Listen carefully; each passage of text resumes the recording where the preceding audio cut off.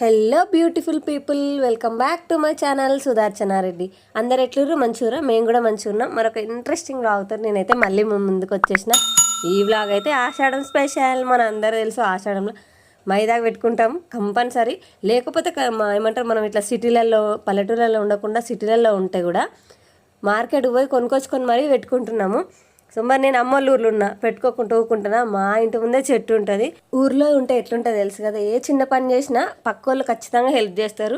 నాకు మైదాకు తెంపడంలో మా పక్కన నానమ్మ హెల్ప్ చేస్తుంది. నేను కూడా తెంపిస్తుంది జరంతా అని తీసుకుందామే. నేను అన్నీ ముసురు పెడుతుంది అప్పుడు, అందుకనేసి కొమ్మలు తెంపుకొచ్చిన నేను. తర్వాత ఇంటికి వచ్చిన తర్వాత ఆకులు రుబ్బుకొని మిక్సీకి వేసేసిన. నేను ఇంతకుముందు వీడియోలో కూడా షేర్ చేసిన, వాటర్ వేయకుండా నిమ్మకాయ పెరుగుతోటి మనం మిక్సీ పట్టుకుంటే అది ఎక్కువ రెడ్గా అవుతుంది. హెయిర్కి పెట్టుకున్నా కూడా మనకి ఎక్కువ రోజులు వస్తుంది అన్నమాట. కొద్దిగా సేపు పెట్టుకున్నా అంటే 10 minutes పెట్టుకున్నా కూడా మనకి ఎక్కువ రెడ్ అయిపోతుంది. ఫస్ట్ నేను మా సనీక్షకు పెట్టేస్తున్నా, ఎందుకంటే తనకు పెట్టేస్తే పని వస్తుంది, సగం పని వస్తుంది. మళ్ళీ నేను పెట్టుకుంటున్నా, నాకు పెట్టు నన్ను డిస్టర్బ్ చేస్తాను అనమాట. అందుకే ఫస్ట్ తనకు పెట్టేస్తున్నా. ఫస్ట్ రుబ్బినప్పటి నుంచి అంటే మైదాకు నూరినప్పటి నుంచి తను స్టార్ట్ చేసింది, ఇంకెప్పుడు పెడతావు అనేసి ఫస్ట్ తనకు పెట్టేస్తే మా చిన్న పాప కొట్లాడుతుంది, నాకు కూడా పెట్టురు అనేసి మా పెద్ద పాపతోటి. నీకు పెట్టాం చెల్లె అంటుంది.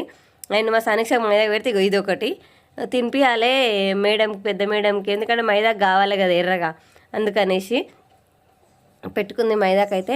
అండ్ ఇంకా కాళ్ళకు కూడా కావాలంట మేడం గారికి. అమ్మమ్మతోటి మళ్ళీ పోయి నాకు కాళ్ళకు పెట్టలే అమ్మమ్మ, మమ్మీ నువ్వు పెట్టు నాకు కాళ్ళకని కాళ్ళకు పెట్టించుకుంటుంది అమ్మమ్మతోటి. అండ్ ఎంతసేపు ఉంచుకో తెలుసా, పెట్టుకున్నంతసేపు ఉంచుకోదు. నా పెట్టుడు కంప్లీట్ అయిపోయింది, గంతే పోయి మగ్గులో చేయి గుచ్చేసింది, అయిపోయింది. అసలు కొంచెం లైట్ ఎరగంది, 10 నిమిషాలు కూడా పెట్టుకోలే, 7-8 నిమిషాలు పెట్టుకుంది అంతే. చూసిన ఎంత రెడ్గా అయిపోయింది. ఇంకొంచెం సేపు ఎక్కువసేపు ఉంచుకుంటే ఎర్రగా అయిపోతుండే మైదాకైతే. మైదాకు ఏం అదే ఎందుకు తెలియదు, నువ్వు పెట్టుకోపోదువా?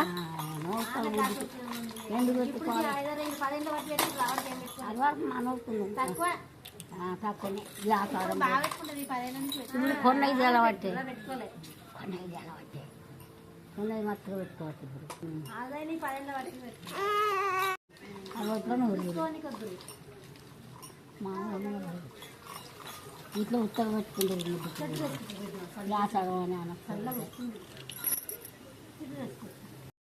మా ఇంటి పక్క నానమ్మ నేను అడిగిన మైదాకి ఇట్లా ఎందుకు పెట్టుకుంటారు, గోరింటాకు ఎందుకు పెట్టుకుంటారు నేను అడిగితే నాకు తెలియదు అని ఏమంటారు సింపుల్గా సమాధానం చెప్పేసింది. ఆవిడకి కూడా తెలియదంట.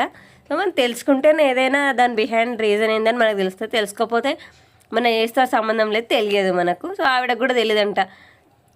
సో నేను తెలుసుకున్నా ఎందుకు గోరింటాకు పెట్టుకోవాలి, అసలు గోరింటాకు ఏంటి, దీనికి ఇంత స్పెషాలిటీ ఎందుకు ఉందనేసి నేనైతే తెలుసుకున్నా.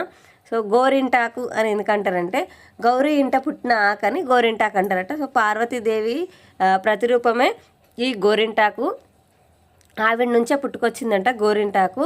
అందుకనే గోరింటాకు ఇంత ప్రాధాన్యత ఉంటుంది. అండ్ ఇంకొక థింగ్ నేనైతే చిన్నప్పుడు చాలాసార్లు ట్రై చేసిన, మీరు ట్రై చేయలేదు. ఇది 90s కిడ్స్కి డెడికేట్ అనమాట. ఎందుకంటే ఆ చిన్నప్పుడు ఏం చేద్దామంటే ఊకే బొట్టు పోతుంటుంది కదా, స్టిక్కర్ పెట్టుకుంటే అది పోతుంది కదా. సో ఏం చేద్దామంటే నుదుటికి కూడా పెట్టుకుంటుంటాము, ఎందుకంటే ఎర్రగా అయితే బొట్టు పెట్టుకునే పని ఉండదు, మంచిగా రోజు అదే పెట్టుకోవచ్చు, మర్చిపోయినా కూడా ఏం కాదు అన్నట్టుగా.